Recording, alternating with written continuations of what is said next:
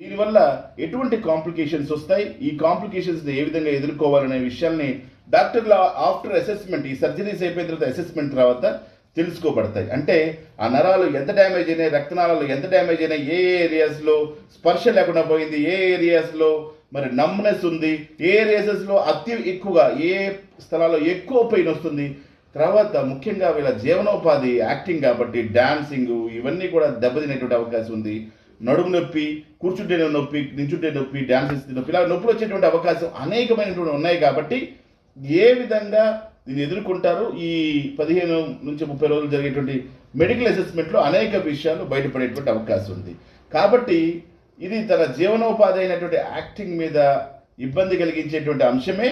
అయితే జనరల్గా ఈ ఫిజియోథెరపీ, ఈ సర్జరీస్ అన్ని అయిపోయిన తర్వాత ఫిజియోథెరపీ లాంటివి చేయటం ద్వారా, అనేకమైనటువంటి ఇతర ఎక్సర్సైజులు చేయటం ద్వారా వీటిని నివారించేటువంటి అవకాశాలు ఎక్కువ ఉంటాయి. ఈ కాంప్లికేషన్స్ను కూడా ఫేస్ చేసేటువంటి అవకాశాలు ఎక్కువ కనిపిస్తాయి. దీని ద్వారా ఈజీగా బయటపడేటువంటి అవకాశం ఉంటుంది. కాబట్టి మనం అందరం ఆశిద్దాం.